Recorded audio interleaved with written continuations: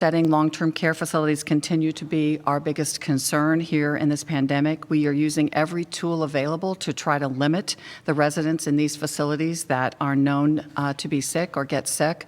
Unfortunately, many times when we go in to test the first symptomatic individuals, there are already multiple other individuals that have been exposed and are positive for COVID-19 at that time.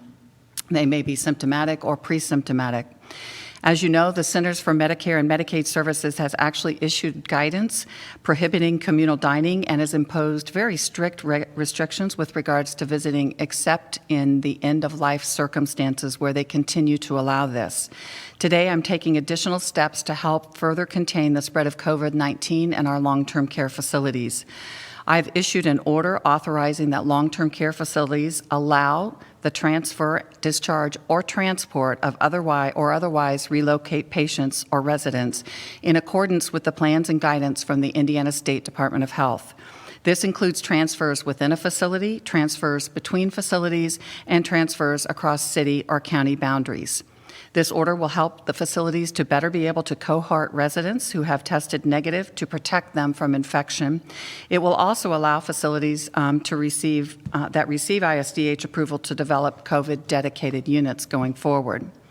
I know that the thought of moving residents in an already difficult time is incredibly stressful for families, and we have made it clear that families need to be notified of these plans. I also understand that the thought of COVID-dedicated units or facilities has created controversies in some parts of our state.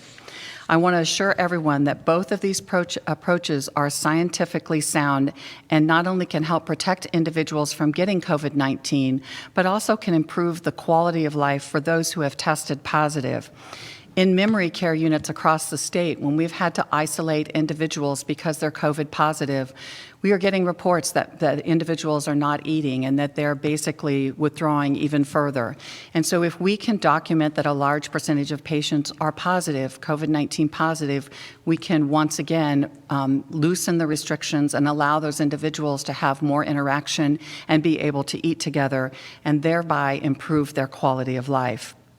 We can also better protect, when we cohort these patients, our healthcare providers, making sure that they have all the PPE that they need and are required, and making sure that we are testing them as indicated. I want to make it clear that this order does supersede any order that is issued by a local health department, and it will remain in effect through the duration of this public health emergency.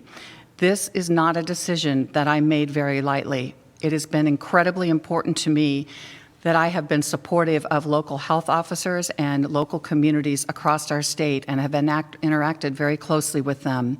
But we fully believe that this is a necessary step to help to further protect the vulnerable residents in our 92 counties. Finally, I want to update you on the